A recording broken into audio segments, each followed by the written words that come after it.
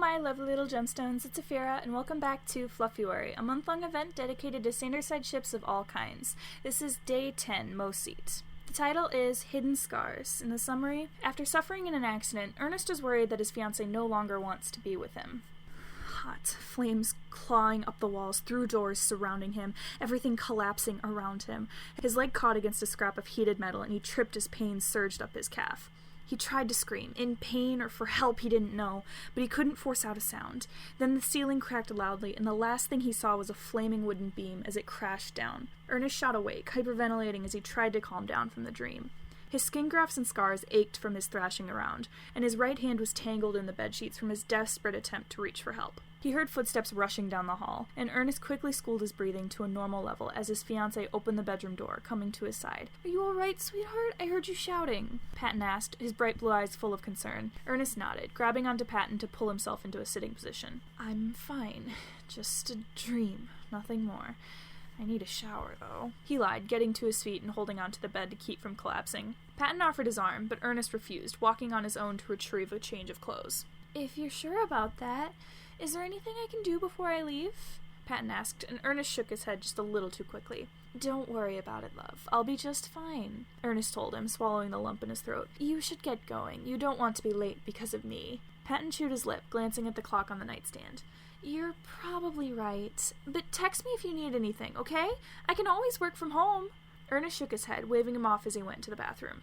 "You know I will, darling. Be safe driving." "I will. Love you," Patton called as he left the bedroom, and Ernest closed the bathroom door, leaning against the counter as he let his facade drop. 2 whole months had gone by since the day Ernest's office building had caught on fire, and he'd gotten stuck under burning rubble. The man glanced up to look at his reflection with his remaining good eye. The entire left side of his face had suffered from third-degree burns. The skin grafts hadn't healed over smoothly, leaving him with a freckled, almost mottled texture to his cheek. His left eye had also been damaged beyond repair, and he could no longer see anything out of it. The rest of his body had fared slightly better, healing much faster than his face. Even so, there was a clear line of scar tissue where the burns had healed. The doctors told him the damage would fade over time, and physically he knew that that was true. Eventually those lines would dim, eventually his grafts would be indistinguishable from the rest of his skin. Physically, he would heal. Emotionally, he was starting to believe he would never heal from the traumatic event. He'd spoken with a therapist at the beginning, while he was receiving treatment for his burns. Ernest had been told to schedule follow-up when he felt he was ready to begin unpacking what had happened. At first, he hadn't thought he'd need it. Yes, he was in pain, but he had his wonderful fiancée that was so supportive and loving, and he had thought that that would be enough. But Patton had grown distant in the months since the accident. It started when he moved to sleep in the guest bedroom, allowing Ernest the full bed to sleep in. The first week or two he'd appreciated it.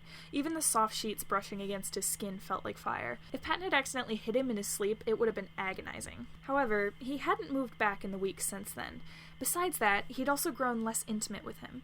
Even innocent small things like holding his hand or giving him a peck on the cheek were rarities. What was worst of all was that he had stopped wearing his ring after the accident. It was as if he had fallen out of love, but was too kind to tell Ernest honestly. A tear welled up in his right eye, and he quickly turned on the shower and stepped inside to pretend it was only water running down his face. It hurt worse than any burns he could imagine. He loved Patton more than anything or anyone he had ever met in his life. Patton had saved him countless times, just with his 1,000-watt smile. To think that he might lose the love of his life, he'd rather be stuck in that burning building again. Ernest had been careless. Normally, if he took a nap, he always did it early in the day, so he would be wide awake when Patton got home. He wasn't ready to be working a job again yet, so he did his best to keep the house in order and make sure Patton didn't have to worry about anything. But this afternoon he'd been overcome by a wave of exhaustion, and he fell into a deep enough sleep to start dreaming again. Flashes of fire flickered through his otherwise serene dreams, until they started devolving into terrifying images that made him break into a sweat and cry out in his sleep. When the dream showed him the image of Patton stuck under burning rubble, with Ernest unable to move and help him, he felt a tongue of fire land on his shoulder, and he bolted awake, nearly hitting Patton in the face. "Ernest, are you okay?" Ernest blinked at him, knowing he was crying and had no chance of hiding that from Patton. I'm... He tried to reassure him, tell him these dreams were normal and he could handle them, but he met Patton's eyes and he knew he couldn't lie to him anymore. "Ernest, please, you have to talk to me. I know you've been having nightmares every night and I want to help you.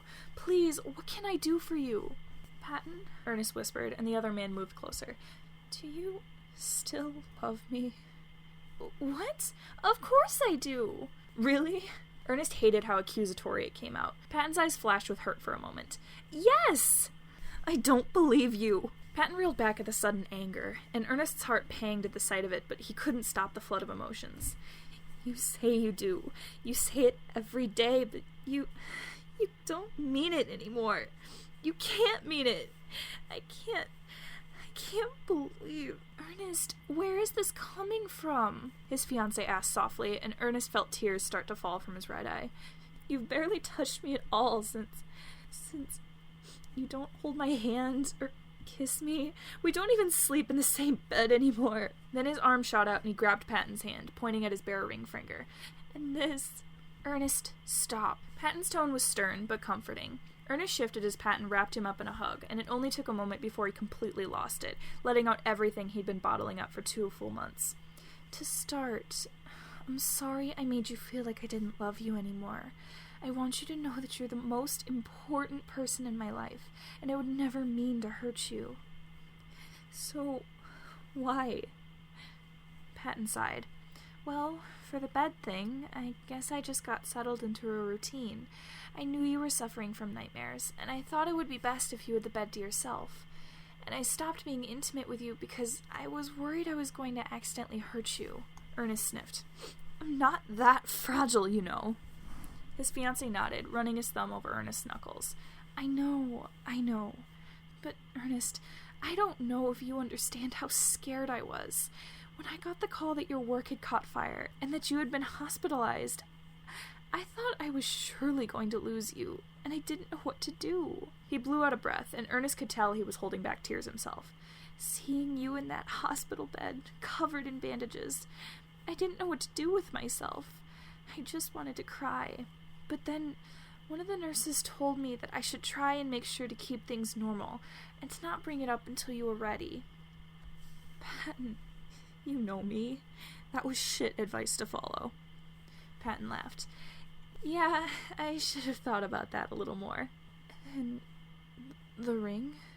He put a hand to his neck, reaching under his shirt to pull out a chain that Ernest hadn't noticed. Hanging from the small chain was Patton's ring. They told me they had to cut your ring off because your hand swelled too much, and it wasn't able to be repaired.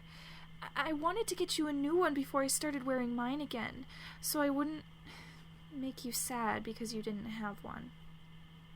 Ernest stared at the chain. You could have told me. I should have. I didn't think it would take this long to get a replacement. And I should have told you about the other stuff too. I guess I was just worried about bringing it up.